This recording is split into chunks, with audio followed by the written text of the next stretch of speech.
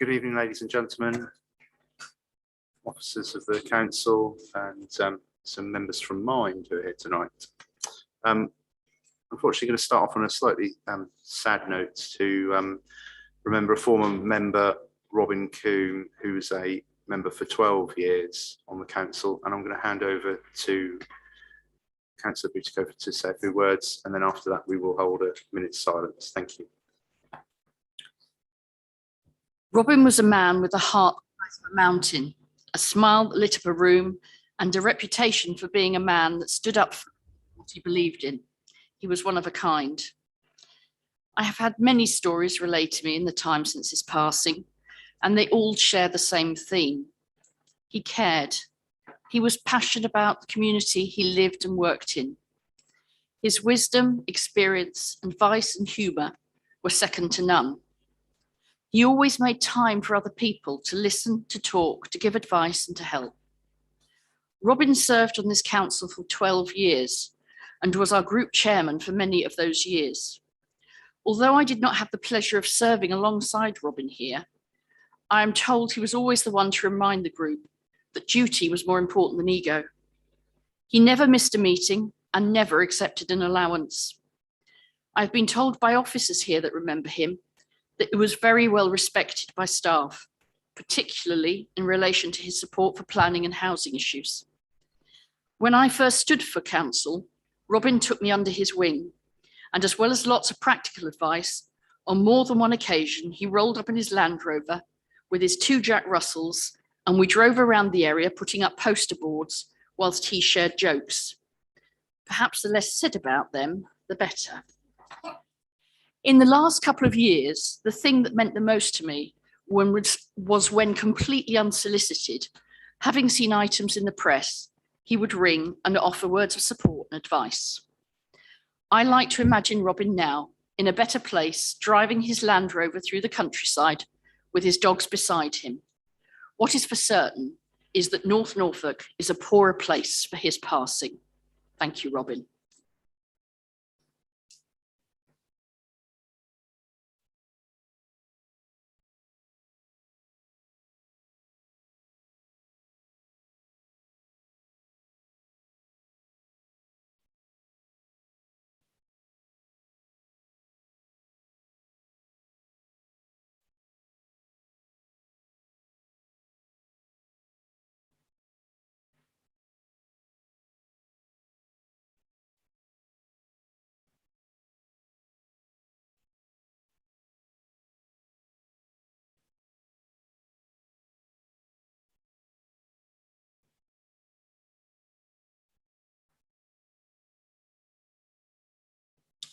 Thank you, everybody. Right, moving on to tonight's proceedings. Item 1 on the agenda is a presentation on one of my chairman's charities, which tonight is Norfolk and Waveney Mind. So I'd like to welcome members of Mind to our meeting. Good evening. And they'll give us a short presentation around Mind. Thank you. Thank you, Chairman. Is it all right if I sit, or would you like me to stand? You're fine. Thanks very much, Chairman, and good evening, everybody. Thank you very much for asking us to visit to talk to you this evening. And also, thank you very much for choosing Mind as your charity, one of your charities of the year. I'm Louise Jordan Hall. I'm the chairman of the trustee board at Norfolk and Waveney Mind. And would you like to introduce yourself? Without leaning across you, Yeah. My name is Jimmy Matthews. I'm one of the directors of the organisation. Thanks, Jimmy. We're really looking forward to building a relationship with you. Some of my officers have been working with some of yours just recently to see what partnership arrangements we could have together to get some really good integrated services for mental health in the whole of North Norfolk. So we're looking at getting better access for our communities, and I think that's a shared value and principle that we have across the 2 organisations. I just wanted to say that mental health touches us all. Everybody in this room has had experience either themselves or through their friends or family, and we're all on this journey together. We are trying to move to a position where we don't just talk about recovery, but we talk about the journey, and we talk about standing beside individuals and working with them to enable them to get the services that they need. So lots of the things that you'll hear about this evening are very much in that vein. For a long time in Norfolk and in Waveney, we haven't had enough mental health services, and our statutory partners and yourselves would, I think, agree with that. And in some instances, it's not been very good services. I came here in 2000 from East Sussex, and I was really quite shocked as to the state of the mental health services across Norfolk and Suffolk. Felt as though I was stepping back in time. So I hope that what Mind is going to be able to do is to build from where we were 4 years ago with mental health services, and the good trajectory, I can never say that, that we've got in place through our commissioners and the county councils and so on. We've got a very robust relationship now with NHS, with NSFT, with the county council, and now we're building those relationships with district councils as well. We have a strong outreach programme that we're trying to focus on at the moment to enable us to get services out into our rural communities and our smaller towns. It's imperative that we do that. We hear again and again from people who use our services and use the other mental health services, we're not the only provider, that they can't get access close to home. And we know that the suicide rate, for an example, in Norfolk is one of the highest in the country. So, you know, we need to be able to get to people very quickly. We're busier than ever. You will know from the services that you've been keeping going throughout the pandemic how difficult it is for people at the moment. There's something like a 60% increase in adults and young people who didn't have mental health problems previous to the pandemic. I'll give you a couple of examples of where our service referrals have increased. Our telephone support service has increased by 47%, but our low-cost counselling service has increased by 203% during this period of the pandemic, and more is happening. Jimmy will give you an idea of some of the services in just a moment. We very much work towards not just providing services, because it's not just Mind that provides services, but to also remove the stigma of mental health. There's a lot of talk about it, but there's still a lot of prejudice.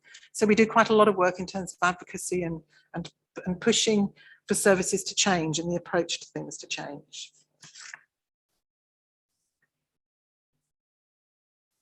One of the things that we do at the moment in Mind is to ensure that we're a super connector, if that makes sense to you. Those of you who do management speak will know that that's a model of working, and part of our role is about being a super connector, so that we will work with lots of organisations to bring services together, and particularly in communities.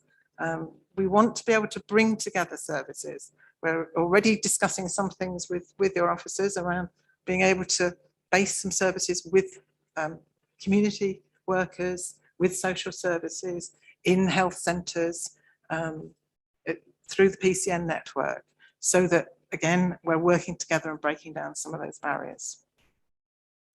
We've got three main planks to our strategy: prevention, community resilience, so community building, and crisis intervention. And the key principle that we have that runs through that is early intervention.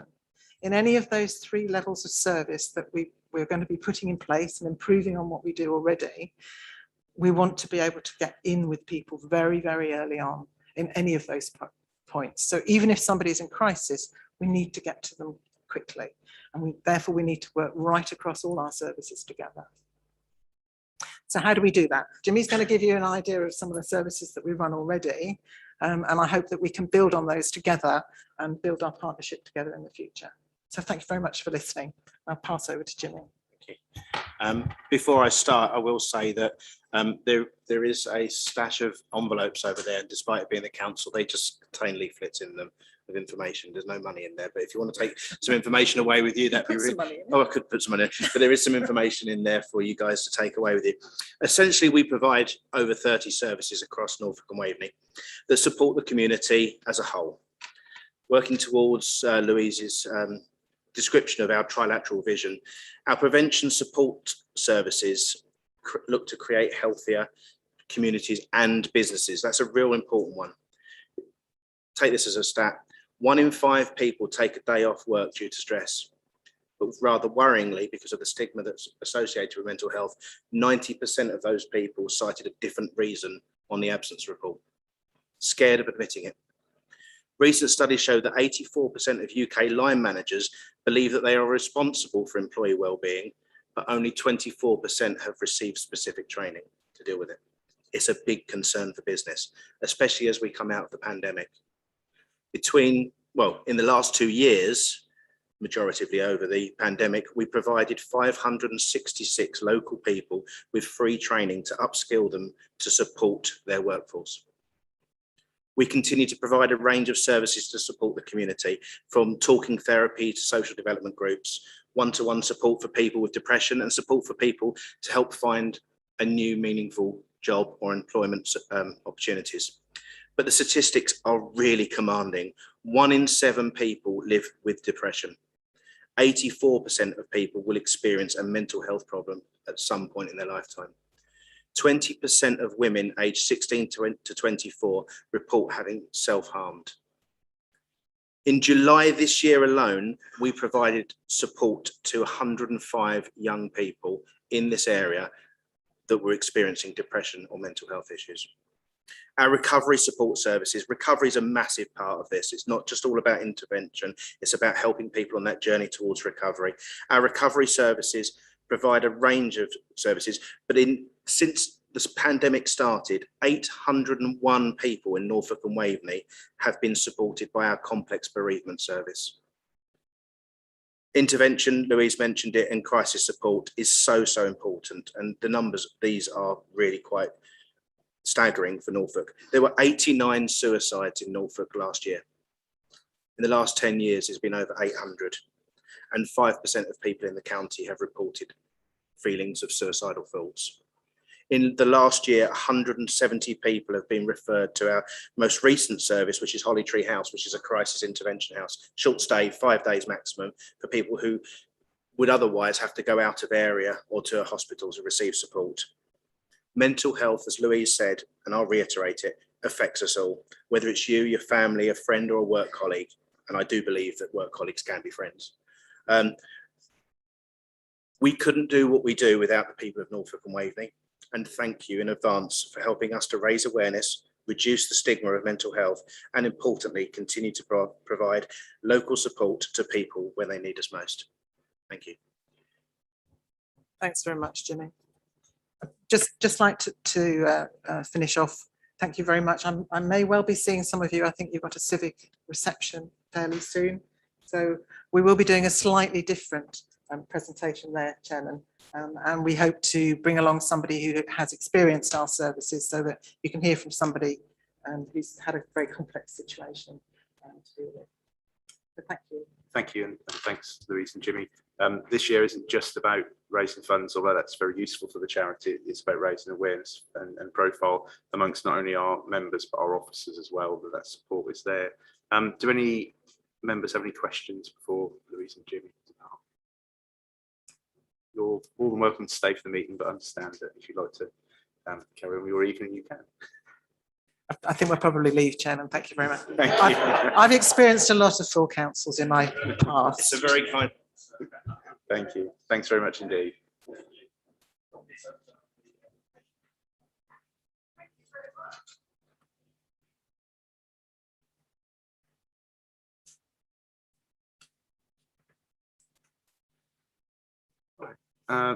Moving on to item 2, apologies for absence, Matt.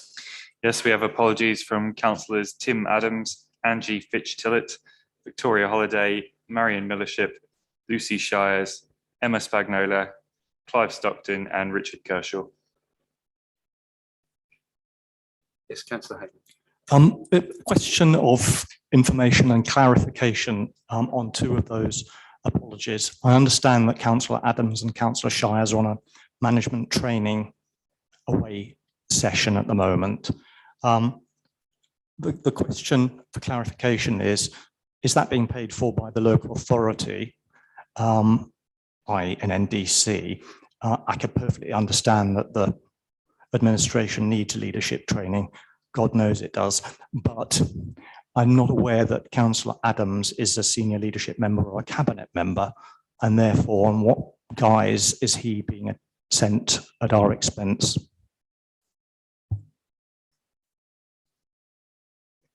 Councillor Hayman, that's not for discussion now. This is just for apologies. However, you can obviously submit your question to the monitoring officer if you wish to. Item 3, the minutes of the agenda. We'll go through it, which is page 1, items 61 to 64. Any comments?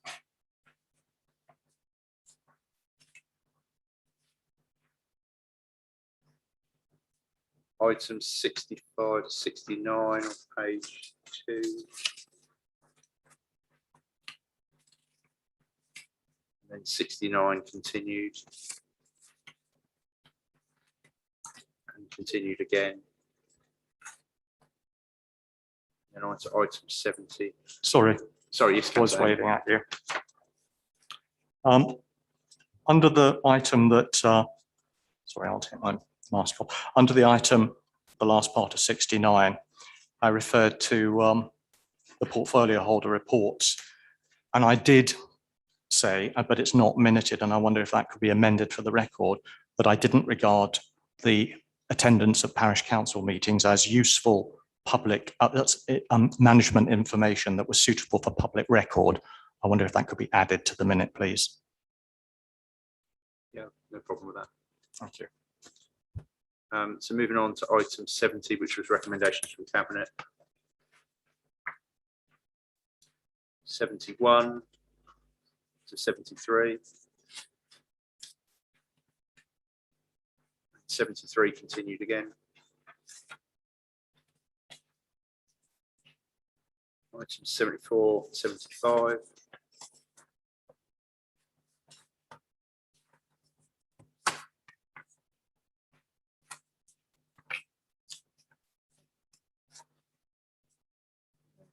'76 into 77. Yes. Yes, Councillor Hayman, which are Another amendment to the section about my contribution to that discussion. I did ask a question of the administration, which doesn't seem to have been captured in the minutes. I asked whether and when the administration were going to start delivering on their election promises as were set out in the corporate plan. Could you confirm which item on the agenda? Sorry. In section 77. 77. Paragraph beginning Councillor Hayman.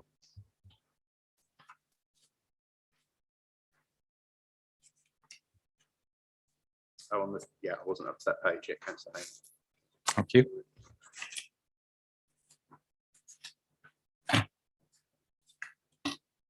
Yeah, happy with that, Amanda? Yeah. And then 78, which was notice of motion.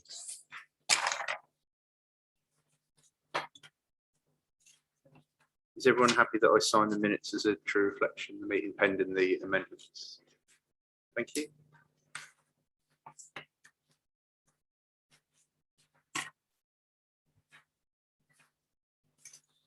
All right, thanks everybody. Item 4, items of urgent business. We have no items of urgent business.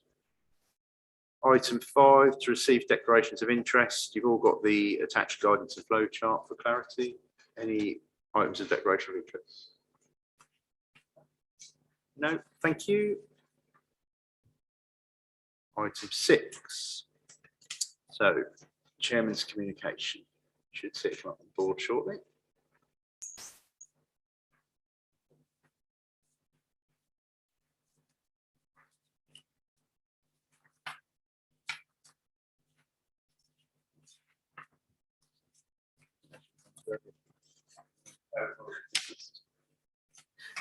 On the 3rd of September, I attended Broughton District Council Civic Reception at Octagon Barn, Little Plumstead, which is a lovely building if nobody's ever been there. They host many events and weddings and things, so just outside of our area over there in Broadland. So it was a nice evening where they had a charity fundraising auction for the East Anglian Air Ambulance, and was one of the first dues that many people had attended following the sort of relaxation of rules. So it's quite nice to get out and about and start meeting people. I'm going to hand over to Pauline now.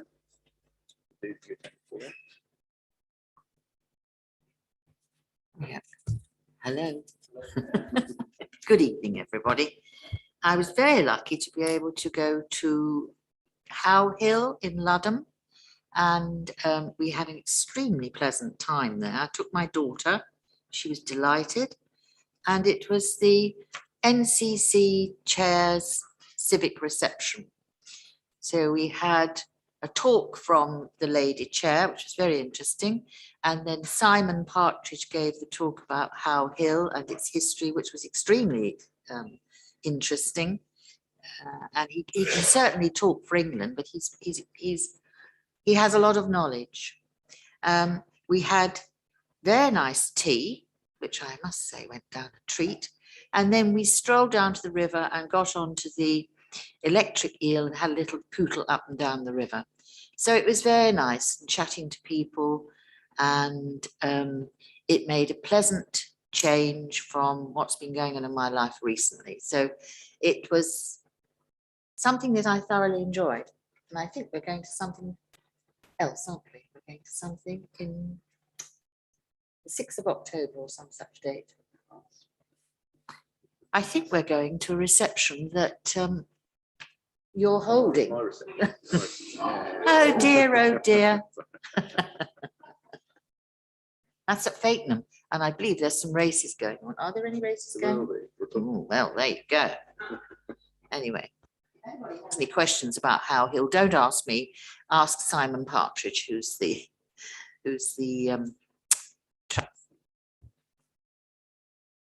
So the 6th of September, I attended the High Sheriff's Norfolk reception on Cromer Pier, and it was an absolutely lovely evening because we'd had some pretty foul weather before then. Got to see the sunset. You can see one of my wonderful pictures on the right there, and I saw several of you there in various guises, which was nice to see people out. And the High Sheriff was talking about engaging in young people and the youth of the county and encouraging apprenticeships, and that they are the future of tomorrow, particularly after COVID and the fallout from COVID, and how we need to look after our younger people in the county. On the 9th of September, I attended the Great Hospital to the British Legion President's reception,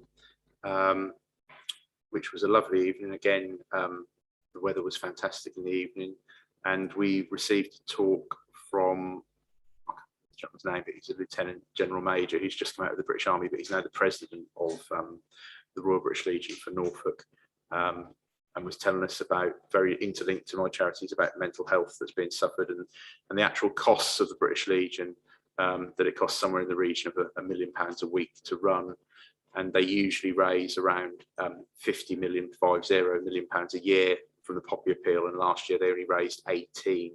So they do have lots of funds from various trusts, etc. But how important that fundraising is to run a very valuable charity for support of all those military personnel who've suffered in all wars from World War I onwards. And obviously it's an important year this year because it was the centenary, or is the centenary. And then on the 15th, I met with Steve and John to lay a wreath for the Battle of Britain remembrance. We've had some nice weather days when I go to these functions, so if I let you know when they are, you can plan your weather. And I said a few words in front of the Poppy, remembering those who lost their lives through the Battle of Britain 81 years ago. I think this is the last one. On the 19th, attended the British Legion centenary ceremony, which was a parade of standards and a parade by the Pipes and Drum Band of Norwich and the British Legion, which was very well attended. And then we had a short service in the cathedral, which was a lovely morning on Sunday. And as Pauline has promptly reminded me, in October, I'll be having my civic function at Fakenham Racecourse. For those who are attending, brilliant. Look forward to seeing you there. And the theme will be, whilst there'll be presentations from my two charities again, there will be a race night. So for those who enjoy that type of thing, we'll be raising money for the two charities through that form. And Mr. Hems is going to be my hostess for the mostess. Thank you. Thanks, everybody.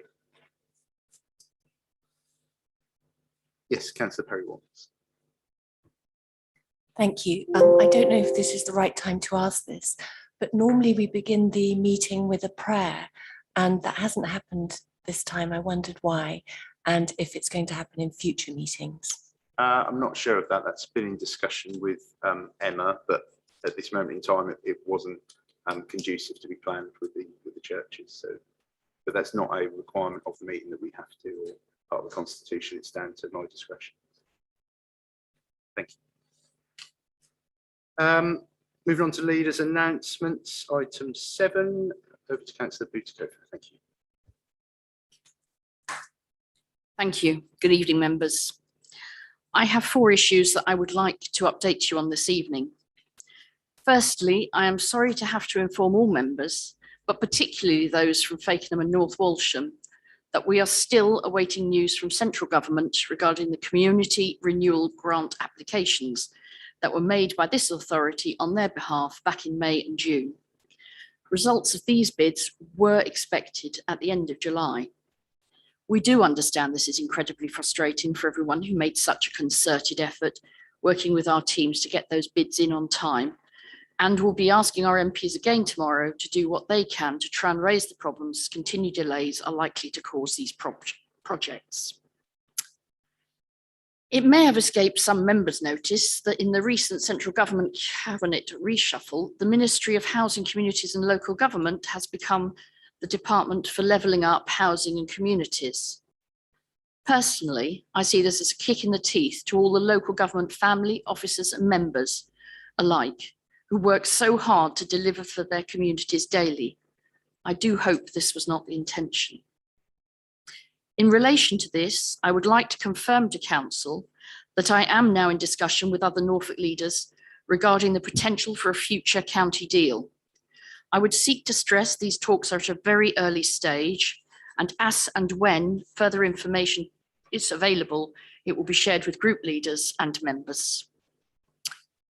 Finally, to an issue which I know is of importance to members from all political groups on this council and outside, and I would like to thank all those who have taken the time to contact the Chief Executive and myself to express their concern and pledge their support for our efforts in assisting with the Afghan evacuee situation.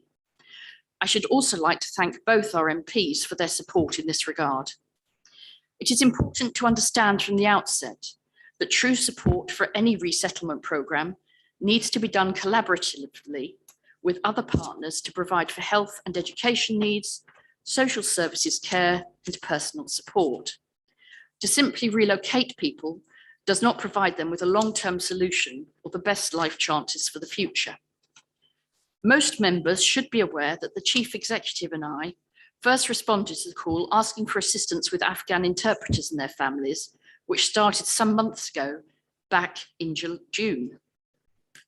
We were told at that time that it was considered that the best help and support for the programme and those in need could be provided in Norwich. Those of you who have served on this council for some time will be aware the previous administration previously signed up to a financial agreement with other authorities in Norfolk to support Syrian refugees. It was explained to the Chief Executive and I that money from that programme was underspent, and with our agreement, the balance of the funds could be redirected to support this new programme. That was agreed to there. As we all know, the situation in Afghanistan then rapidly deteriorated, and a mass evacuation of those considered most at risk from the Taliban was undertaken. As soon as the first call went out for local authorities to work with the government on providing sanctuary for these increased numbers, we went back to the government and county offering our support, help and cooperation. I received an email telling me that North Norfolk was considered an unsuitable location for these evacuees for a number of reasons. There was no suitable supermarket in the district. A named preference was given. There is no mosque in North Norfolk. There is no Afghan community here. I'm afraid as a cabinet, we did not find these reasons acceptable, but conscious that to be successful in helping, we needed to work collaboratively, I went back explaining clearly why these concerns did not have to be stumbling blocks, but still eliciting a computer says no response. The chief executive and I were approached by central government several times over the coming weeks.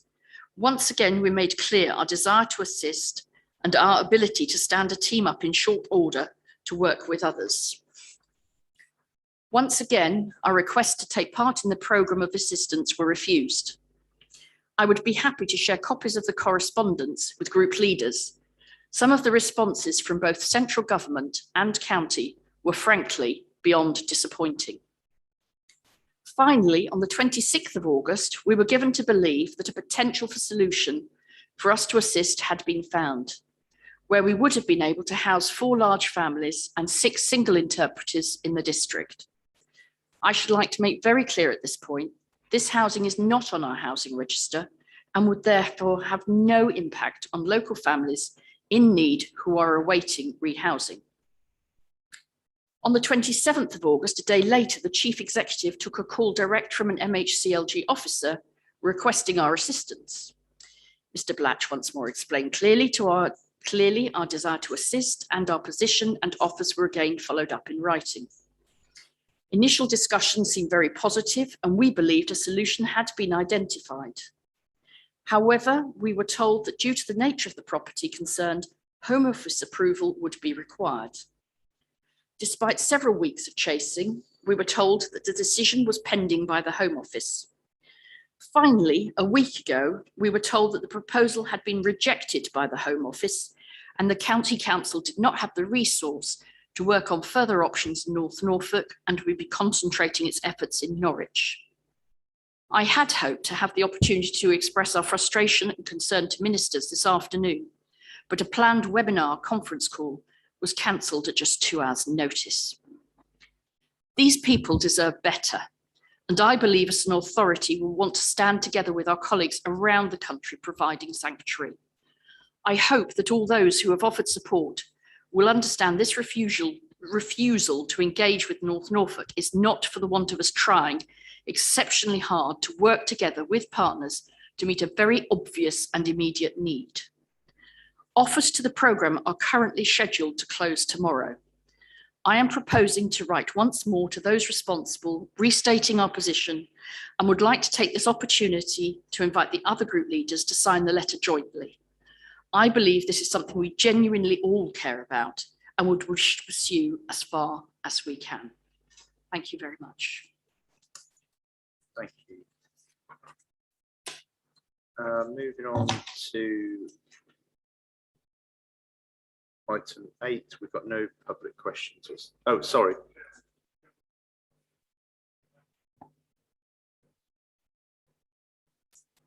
It's just an announcement, Councillor West. Item 8, public questions and statements, we have none. Item 9, which is the review of political balance of the committee. So, following change in membership, the groups of NNDC, the council is required to review the allocation of seats on committees, subcommittees and working parties. The conclusion is following a change in the political balance, it is necessary to review the allocation of seats. And you've got 3 allocations before you. The recommendation is that council approves the revised political balance as per section 2.6 of the report. The council approves the allocation of seats to political groups as shown in Appendix A, and that delegation will be given, item 3, that delegation will be given to group leaders to make any appointments. Are we happy to take those 3 on block? Yeah, okay. So I propose those recommendations. Do I have a seconder? Councillor Toy, thank you. Show of hands, all in favour? Those against? Any abstentions? It's unanimous. Thank you, everybody. Moving on to, oh, sorry, Councillor Penfold. Sorry, Mr. Chair. Sorry to be a pedant, but just on page 21, halfway down, left-hand column, could we just get the name of our grant fund right? It's North Norfolk Sustainable Communities Fund rather than NN Sustainability Fund. Thank you, Councillor. Thank you.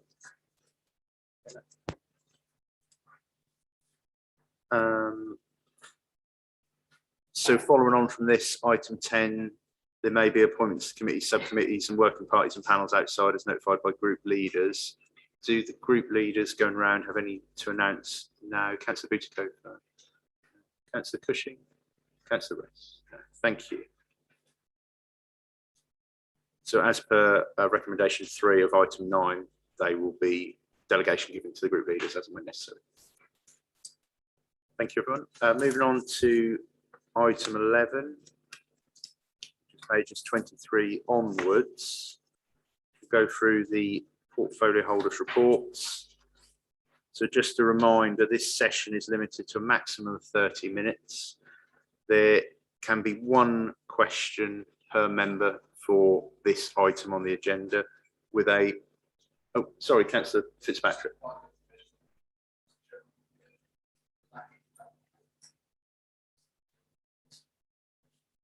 Yeah, I'll come to that bit, Tom. Thank you.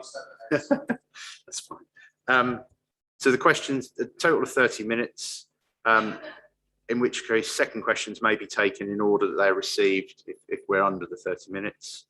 The questions must be singular and not political statements, just a question without, but a supplementary question may be asked following the first question.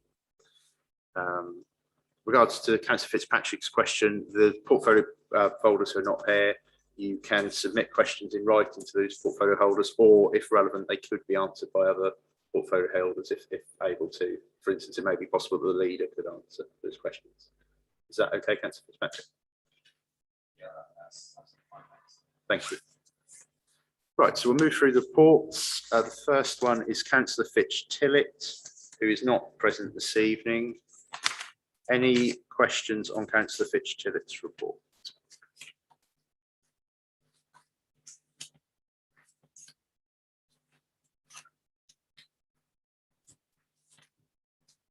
No. Okay, thank you. The second I'll pass over to Councillor Gay, Cabinet Member for Culture, Leisure and Wellbeing. Or was it? Sorry, is it Councillor Fredericks? I missed one there. Sorry, apologies. Councillor Frederick, apologies. Thank you, Chairman. Good evening, members. I'd like to bring this report to you. I'm the Portfolio for Housing and Benefits and also Disabled Adaptions. As you'll see, it's a new format because I wanted you to see the figures that I see on homelessness and temporary housing and also benefits as well that are claimed. So I thought it was quite important that you saw all the details. Talking of benefits, I'd just like to say about if anybody's worried about the upcoming winter and how they're going to feed their families, how they're going to negotiate the energy rises, I'd just like to say to them, please call our customer service team, go to our website. We're planning to put a little bit on there about how you can access help. I'd like to ask people if they would consider donating to the Cromer Food Bank this year, because they have a fuel bank and they're able to help with top-ups of oil and gas and electricity. That's a really important organisation and they do amazing work for our very local residents. So if you would like to go that, just Google Cromer Food Bank and you'll be able to donate online there. So thank you very much. Thank you. Any questions for Councillor Heiner? Yes, thank you, Councillor Fredericks. I'd like to convey my thanks to you and officers involved in the reformatting of the report. I think that's really useful. I think the level of detail makes it really clear how the council are supporting homelessness, need for temporary accommodation, and also housing needs across the district. Particularly found the housing needs section particularly helpful in understanding how the housing need breaks down across. Can you confirm if there's a question? Yeah, forwards across different sections of the community? It's really useful. I just wondered whether there's a way that the information can be fed more regularly into parish and town councils to help them to understand the need for community-led housing, for local need and the mixed types of housing needed. I just think it would encourage a sense of shared responsibility across the district. Thank you. Thank you. Thank you. Thank you very much. Yes, actually, what we're trying to do is put together a kind of presentation. Councillor Toy is involved in this as well as the officers, to show communities what a really great opportunity it is for them to have affordable housing in their communities. If you look at Trunch, if you look at Fakenham, they've got some fantastic affordable housing there and affordable housing schemes. So we'd like to invite people to have a look at that and come forward with parcels of land that parish councils and towns might own that they're interested in developing for affordable housing. We have a community liaison officer in the housing team, Anna, and she's very happy to go out with the local member to the parish councils and the town councils and explain exactly what's involved, and also to handhold through grants and funding options. So thank you. I hope that answers your question. Thank you. Yes. Thank you. Any further questions? Thank you. Right, we'll try again. Apologies. Councillor Getty. Thank you, Chairman. You have my reports before you tonight, but I thought I would give you a few words on a couple of other subjects. I thought you might appreciate a few words on the progress of our new leisure facility, the Reef, and Matt has kindly put up a picture of the exterior of it as it is right now. It might interest you also to know that just this morning, Swim England has published a report on the decline of provision for swimming in our country. They're expecting a 40% decline in the number of swimming pools in the next 10 years. We are not following that trend. I'd like to say to you that a lot of us made a visit on September the 7th. We were there for 2 hours and we explored inside and out. We saw a complete structure, a gym that was filled with equipment. The signage had gone up on the building at that time. And the thermal panels on the building had just been being tested only a day or two before. So the strides which had been made since our July visit were obvious to everyone who was there. This morning, I went again and saw the Reef with Rob Young and Kate Rawlings. We saw a reopened skate park. The car park is newly resurfaced and there are preparations being made for its landscaping. The white lining will be done soon. We saw a fully equipped spinning studio. If you don't know what spinning is, I'm going to leave that to someone else to tell you. And the changing places bathroom there, which is a change we made right at the beginning, something we always wanted. And thanks to Emma Spagnola for her advice on that.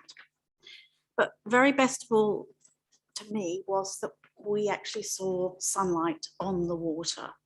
The 25-meter pool is being filled as we speak, and you can see that there.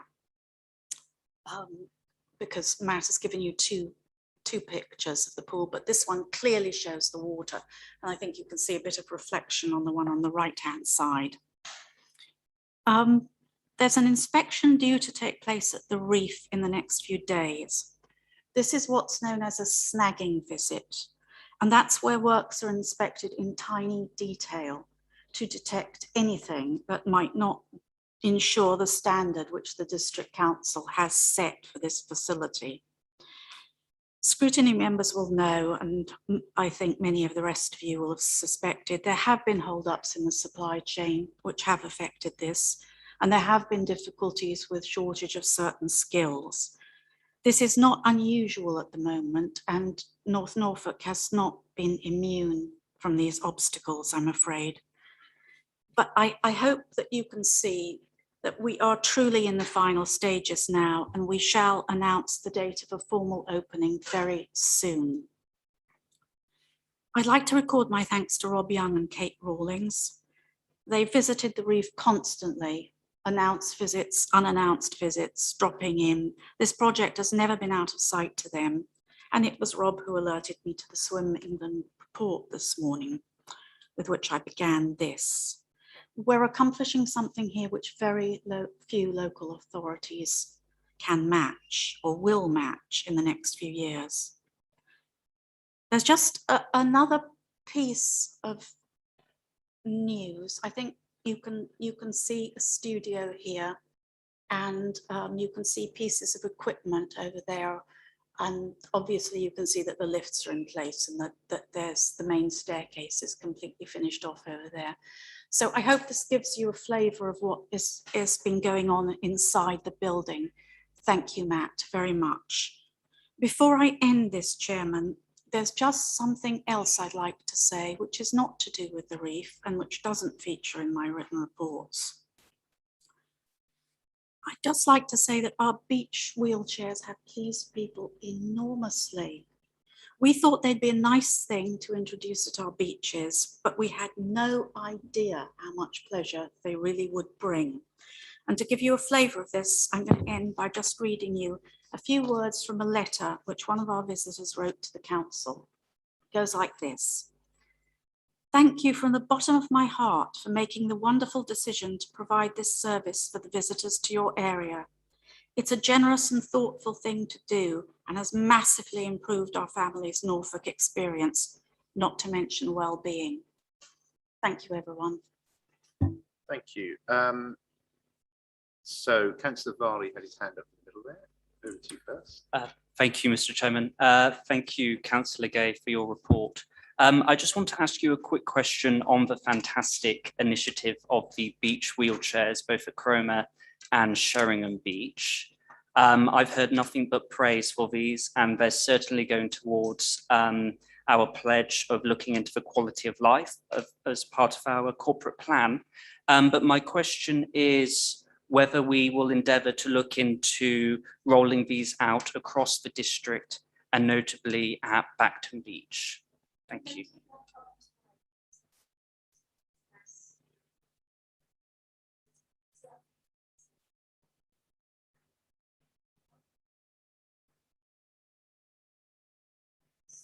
Sorry, Virginia, can I just remind you to speak in the microphone? Apologies.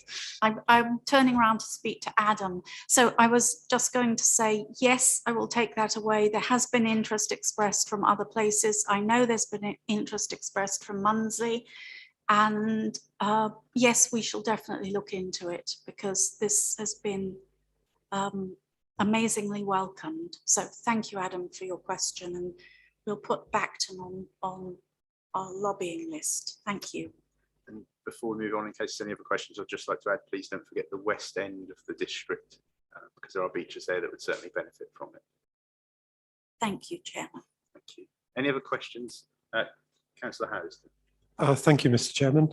I'd just like to ask whether the splash is going to be open for the half-term holiday in 4 weeks' time. The reef, yes. I'm absolutely not going to be so foolhardy as to suggest any dates at all tonight. I'd really like to get the snagging visit over with, because that will give us a list of things which need to be remedied or don't need to be remedied. And I honestly think until that happens, it would be foolish to suggest anything. But we do hope we're reaching the end here. Thank you. Councillor Hayden. Yes, just looking into the report, I was alarmed by the figures for the Pavilion Theatre's ticket sales this summer. And I wanted to ask the portfolio holder what the authority has been doing to support the operator of the pier and the pier show in terms of promoting and making sure that is a success. And God forbid that the company should fail, but these figures are quite shocking and worrying. I'm guessing that they're slightly out of date. I certainly hope that things have improved since this report was written, but I'm not clear what the date is for these figures. But I wondered what measures the authority and the portfolio had to put in place were there to be a failure of some sort, or what extra support can be given to the Pavilion Theatre to ensure that that doesn't happen. Thank you. Councillor Gay. Councillor Heyman, I think we've been doing our best to support the Pavilion Theatre, and I will go away and secure for you a more detailed response. But I do know that the Pavilion Theatre has been in the thoughts of this council, and I will find some more details for you if that would be helpful.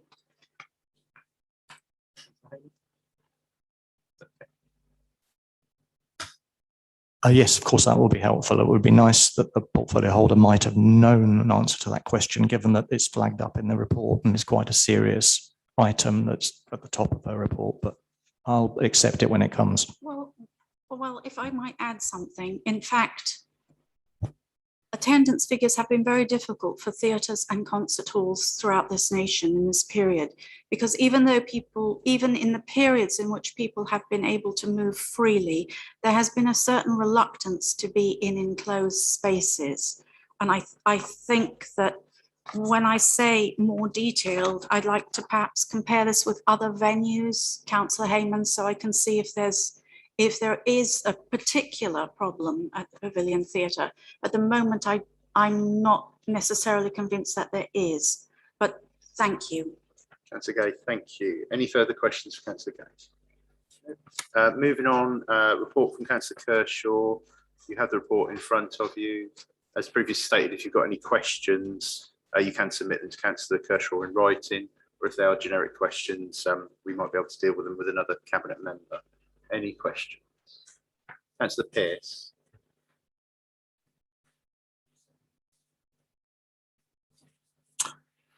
We're all aware of the possibility of an autumn/winter upsurge with regards to COVID.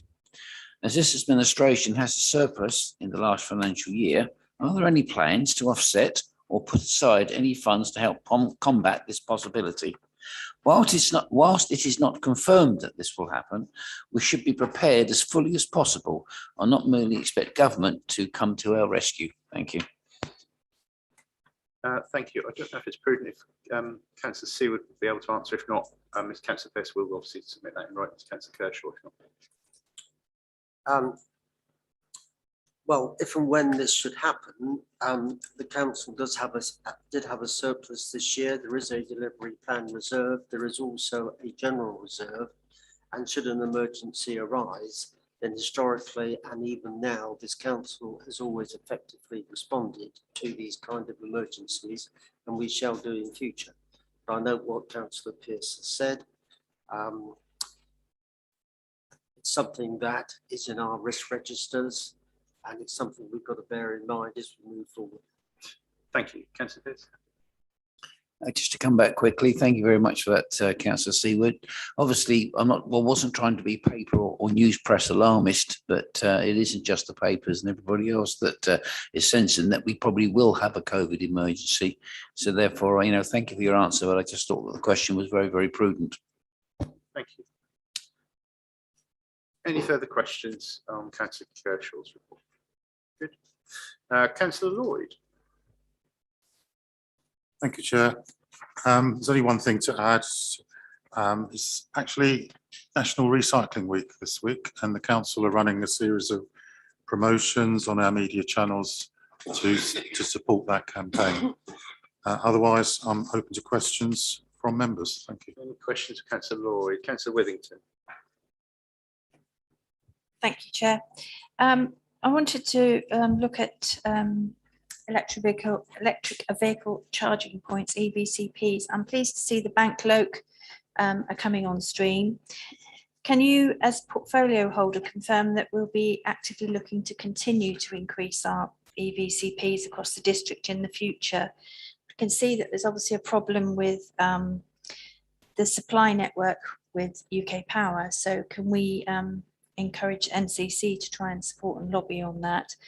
And also encouraging beyond NNDC to make sure our residents get more opportunities for off-road charging, which we're already finding problematic in our towns already. Thank you, Councillor Withington. There certainly are problems with the UK power network system in East Anglia. We've come across problems actually with the Reef. When we looked at introducing some PV there, we found that the UK PM couldn't actually take the power that would be generated. But we have actually applied for a grant successfully, and they're going to upgrade their system. But we have to wait for any capital projects on there until that's happened. Getting back to your question, we do want to continue with the rollout of EVCPs. I was holding back on introducing any more or suggesting to introduce any more to our smallest towns, really, because we still haven't completed the initial project at our 6 market towns. North Horsham comes online, I'm told, very soon. I'm hoping before the end of the month. But again, the problems there were related to substation accessibility, power networks, and UK Power Networks actually scheduling their work. It can take them six weeks to 2 months to actually come and put a spade in the ground. I am aware of Norfolk County Council's rollout. They have introduced it on their website. They haven't been in touch with me, but I will certainly take this away and see if we can work collaboratively with them. Regarding off-street EVCPs, actually in our market towns, the OLED funding that we received was centred on areas at car parks that had a large number of homes surrounding them that had no access to driveways. So the idea is that you park in the car park, charge up. There are lots of innovative solutions out there at the moment which we need to look at, including using lampposts, believe it or not. Actually hooking up an EVCP to a lamppost, a little charging system, that's a feasibility. I'm actually, I suspect the reason I was asked this question from Councillor Withington is because we've been campaigning for a particular resident in Sheringham who's been denied a drop curb at his property because there are a few centimetres, his driveway is a few centimetres too short, and we lobbied in NCC about this. They wouldn't budge, but at the same time they were announcing the big rollout of EVCPs across the county. So yeah, we'll continue to work with anybody out there and be actively looking for grants and hopefully bring them to some of our smaller towns and villages as we progress. Lovely, thank you. Councillor Withington, are you happy with that response?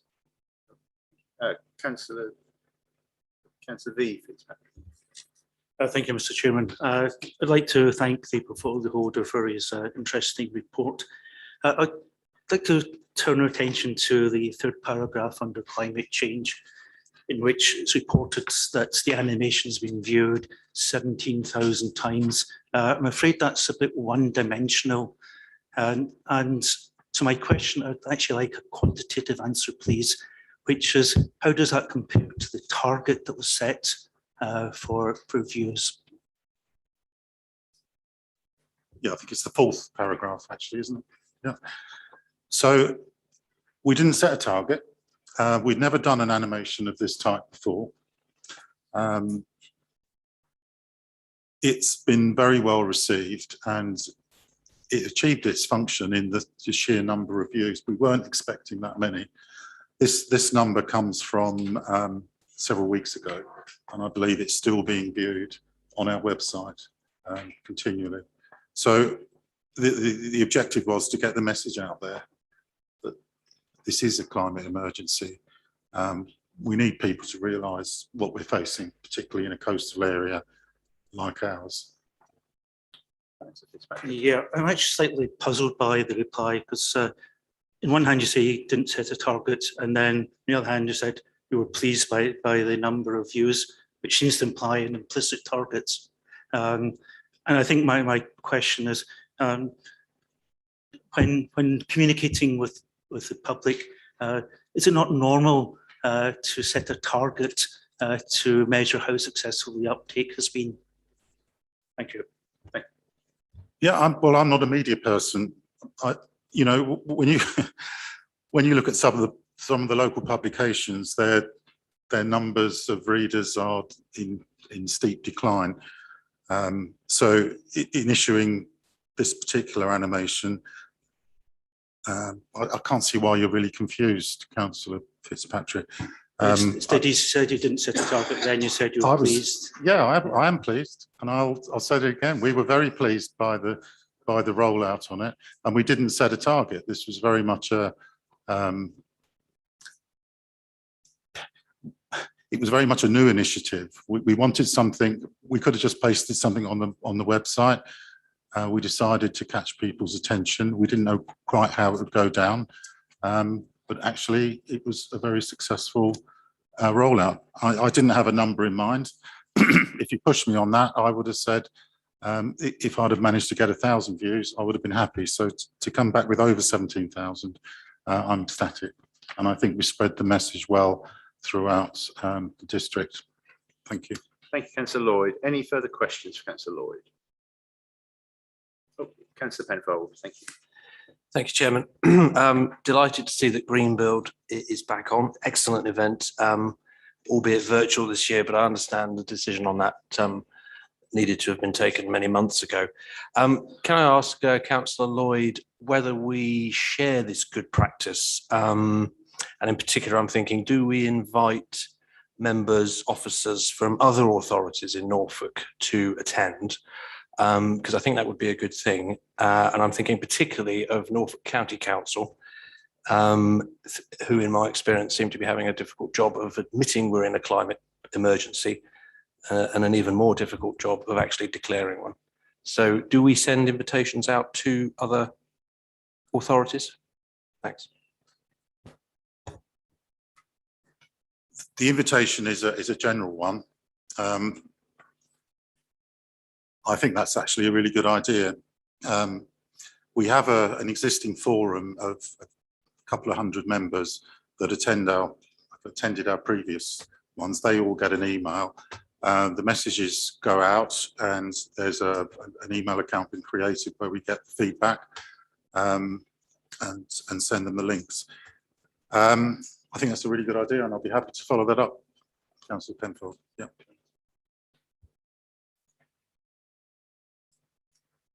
Thank you. Right.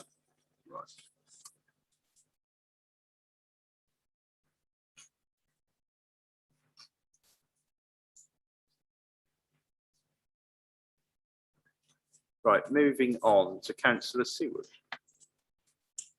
Good evening, members. The Finance and Asset Report is in front of you. The only further thing is to draw to your attention is that yesterday the Section 151 officer alerted me to the fact that it now looks as though the fair funding review will be deferred to the financial year 25-26. Any questions for Councillor Seward? Councillor Hayman. Oh, Councillor Hayman, you've already asked a question in this session, so we'll have to wait until the end, and we are near our time, to see if you can answer the second question. Okay, but I'll make a note. Any other questions for Councillor Seward? No? Lovely. Councillor Shires is not present. Could I ask a question? Perhaps the leader could answer it, or perhaps another. I think it's important. very detailed report from Councillor Shires. It's a shame she isn't here. But you know, in fact, it's almost too detailed in places. I was looking for people's shoe sizes or whatever. But there's a lot about customer service, a lot about information technology, a lot about using it. But the one thing that's missing is the way lots of people communicate with this council, which is through the phone, people calling the office. And I understand, the leader of my group, that he was recently briefed with other group leaders that this council receives between 80 and 90,000 calls a year, but it fails to answer no less than 21,166 of them. I was wondering why in this lengthy tome, there's no mention of that. Certainly it's one of the biggest complaints I get, and I'm sure other people do. And years ago, I used to say to people, I phone in and the phone's always answered straight away. But that's not the case now, because it's one of the big complaints about this council, the failure to answer the phone. And that's a knock on to other services as well. So I'm no longer skeptical. I'm actually on their side because it's changed so dramatically. What I'd like to see in this report, and I'd like to know why it's not there, is the customer satisfaction rate from people that call in. If indeed satisfaction is the word to use, given those woeful figures. But also, I'd like to know why in this day and age of technology, which has been so successfully used throughout the rest of the country, why these figures are so bad. I'm quite happy to get a written reply from Councillor Shires or a proper reply from the leader. Thank you. Councillor Butikofer, are you happy to answer? But obviously I would ask Councillor Fitzpatrick to pass on to Councillor Shires as well, please. Thank you. I think Councillor Shires will provide you with a fuller answer because she's been doing investigations into those numbers, because those numbers were given to us in a meeting and were not substantiated or given to us as factual. And we need to make sure that they genuinely are the case. She's certainly been doing some work on that, I know, and I'm sure she'll be able to give you a much fuller response on that. But certainly when we've looked at the numbers reflected are not as high as that. Certainly when I heard those numbers, I shared your concerns. It is a concern.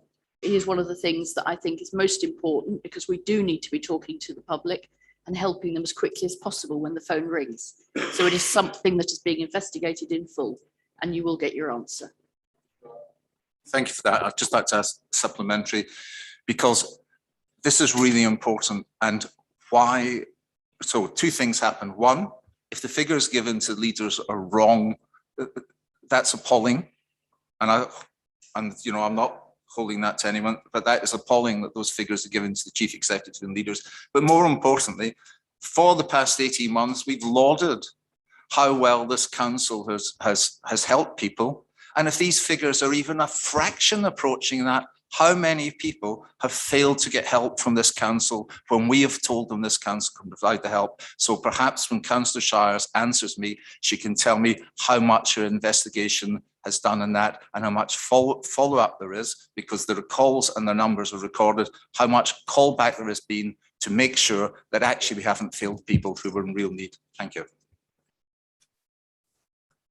Can I just say that the numbers were given to us as part of a presentation, not as part of an actual physical report, and they were during another type of activity during the council. So they weren't formal numbers. So they weren't given us formal, accurate numbers. And the member of staff got them from a source other. But I absolutely am happy to tell you exactly what's been going on. Thanks for that. That's very much appreciated. Thank you.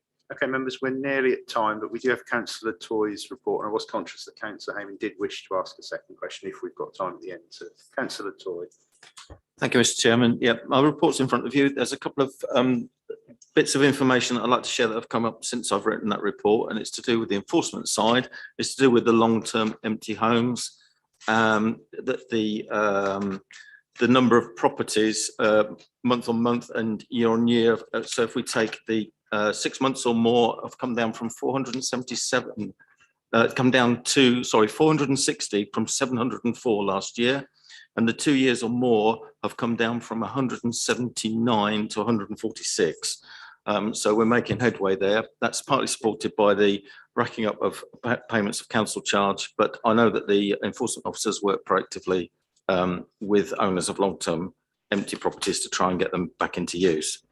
I just one other thing, following the change of name for the Ministry of Housing, I also noticed though that Michael Gove has delayed the bringing forward of the planning bill, which we eagerly await to see following the motion last month.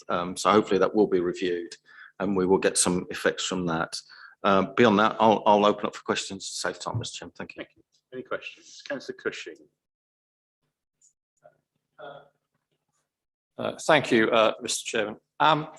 At the full council on the 23rd of September last year, the Liberal Democrat group presented a motion on planning which included the following. Second home ownership is a real threat to village and communities in some areas, and the government need to address this issue in some rural and coastal communities for them to have a sustainable future. Now, in EDP on the 9th of September, it was reported that the government are indeed actually looking at taking some action around that, potentially to give councils delegated authority in areas where there is high second home ownership, and to do something at discretion if they so wish. And I know that's something that Duncan Baker is lobbying very hard ministers to do. It came as really some surprise in the same article that I read that Councillor Butikofer, who I assumed would be fully supportive of that, actually said the following. Said it's a hugely complicated issue. We have to be very, very careful, and there needs to be checks and balances in place. Perhaps Councillor Controy can explain why his leader is not speaking up on this issue.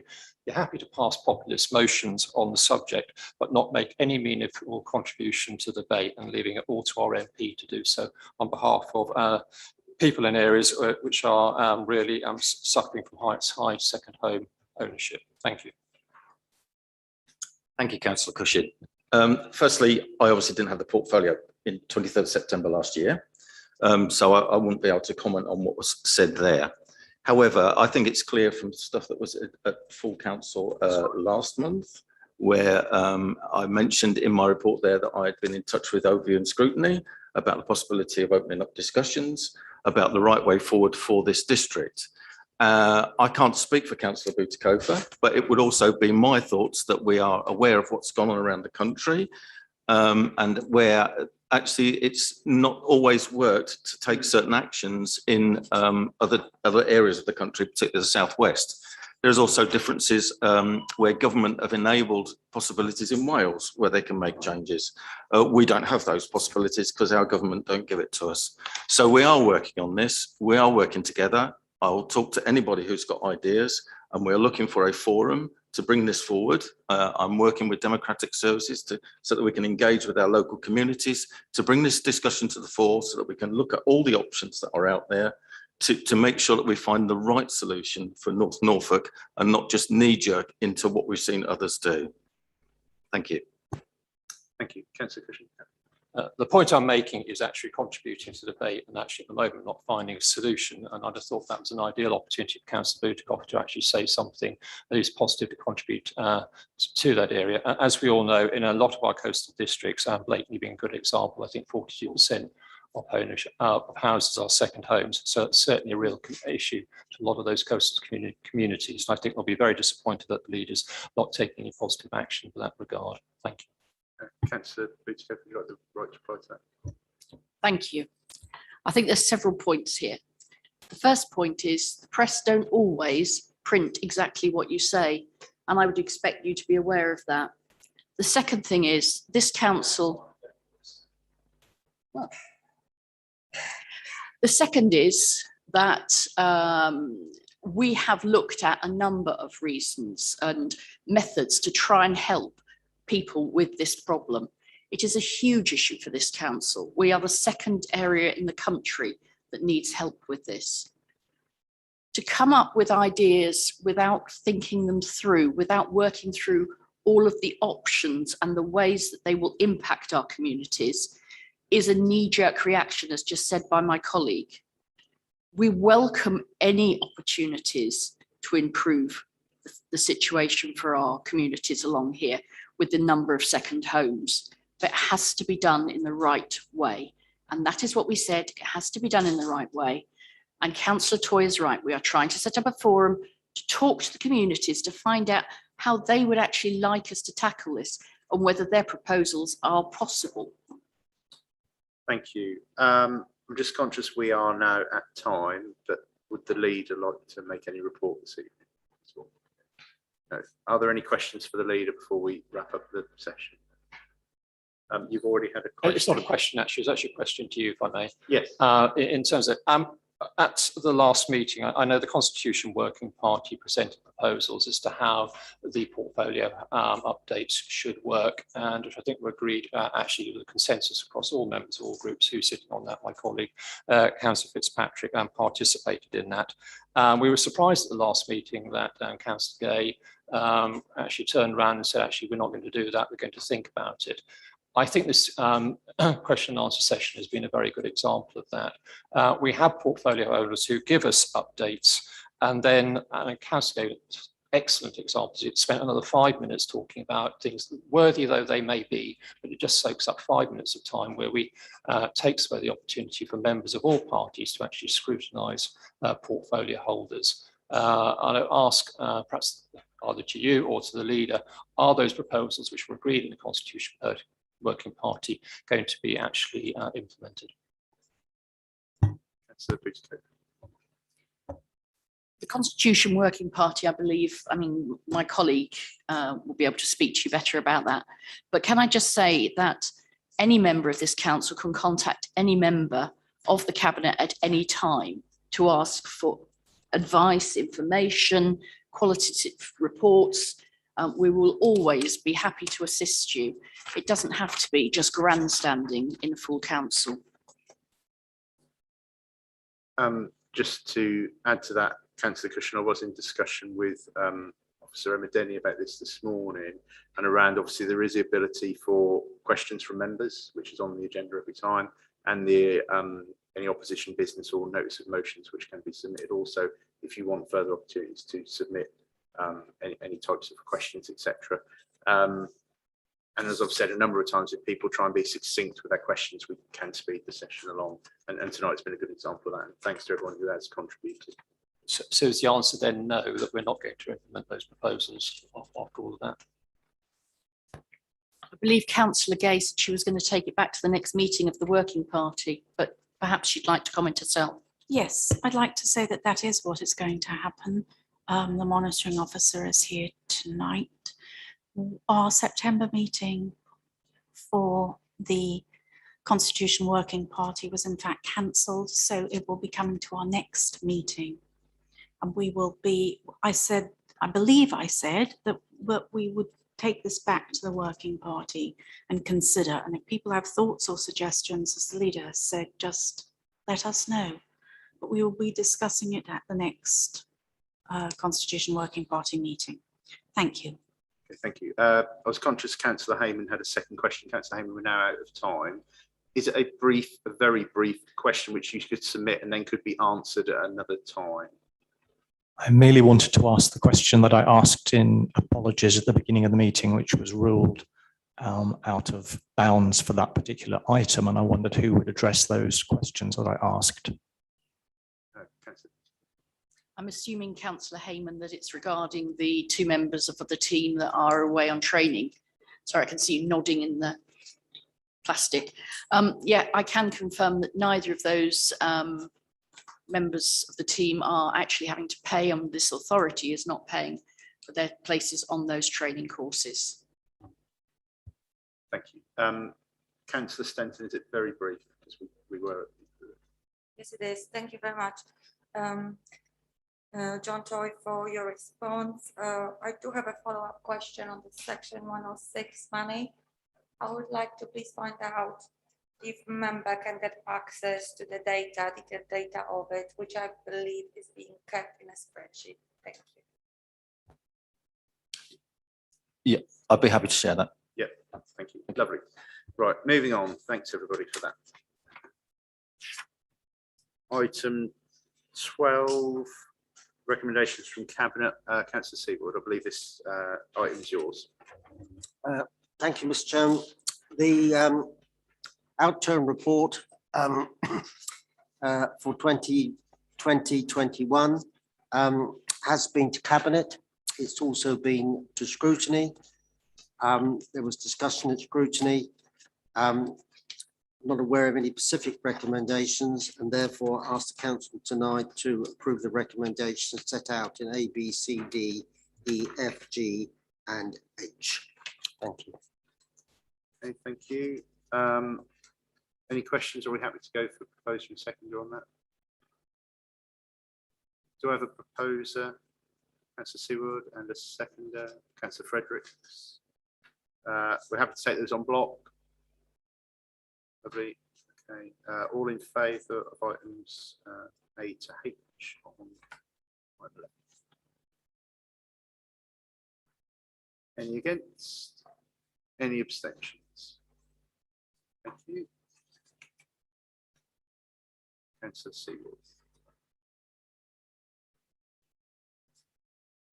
Right, the Treasury Management Annual Report. This is a legal requirement on the council. It's been before Cabinet. It's been to the Overview and Scrutiny Committee, and therefore I ask the council tonight to approve the annual report and prudential indicators for 2020/21.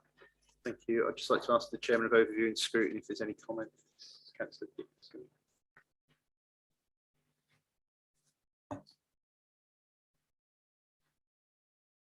Councillor Dixon.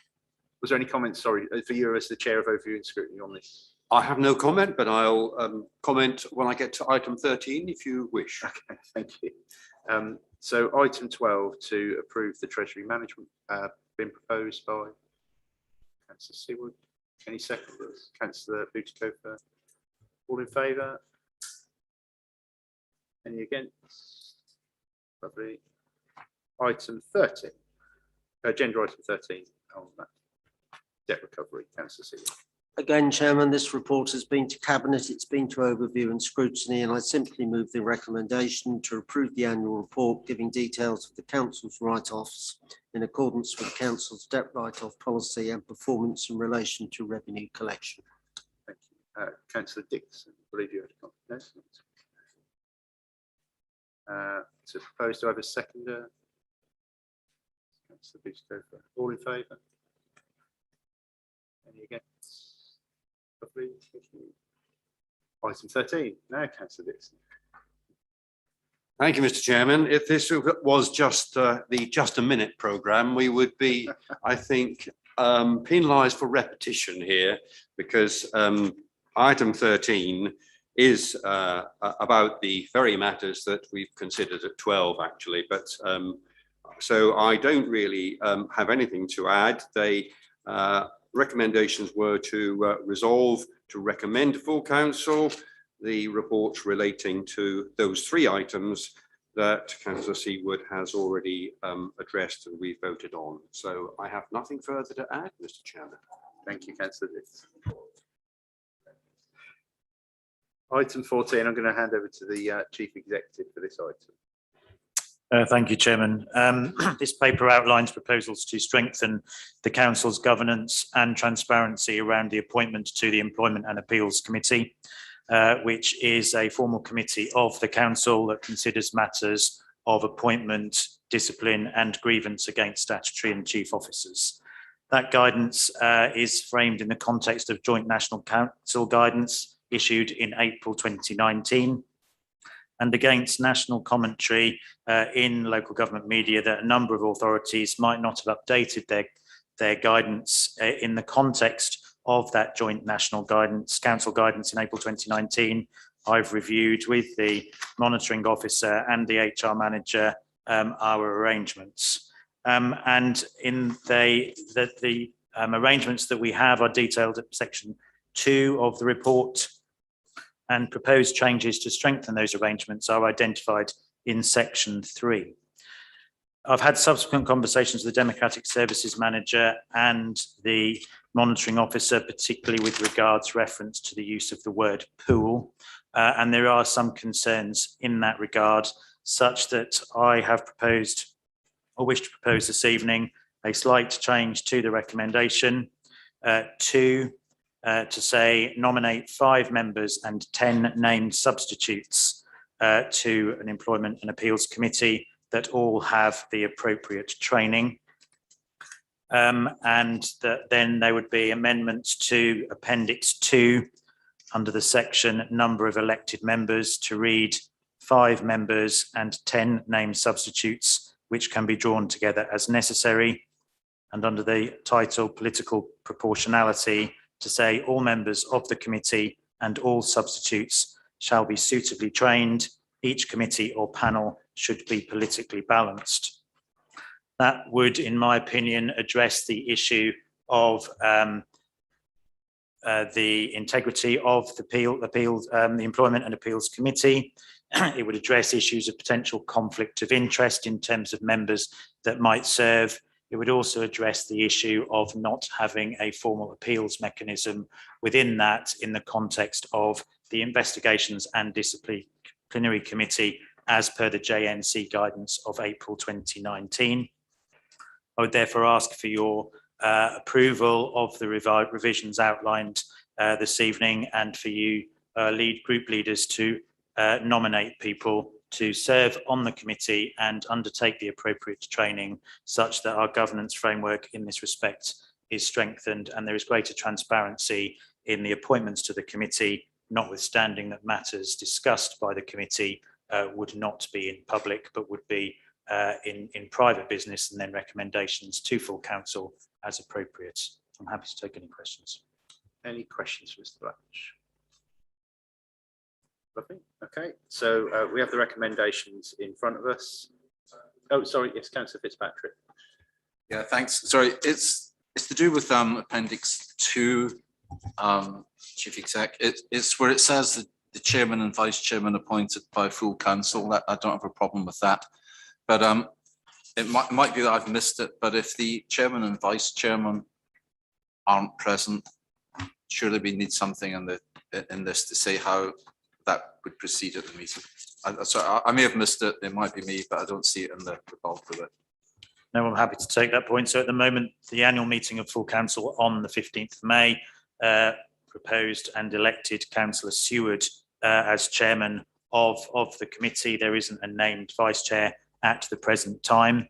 Dependent upon the nature of discussions or matters discussed at the committee, it might be that the named chairman could arguably be compromised depending on the matters to be discussed, such that on those occasions I would suggest that either the vice chair or the panel would need to nominate a chair for the conduct of that business. That's fine. I just wanted the point covered. Thanks, Guy. I think it's quite an important point. Any further questions? Okay, so do you have a proposer for the recommendation? Councillor Butikofer and a seconder, Councillor Heinrich. And all in favour? Any against? Any abstentions? One abstention. Thank you. Thank you everyone for that. We have no questions from members, no opposition business, no notice of motions, no need to exclude the press, and no private business. Thank you, everybody.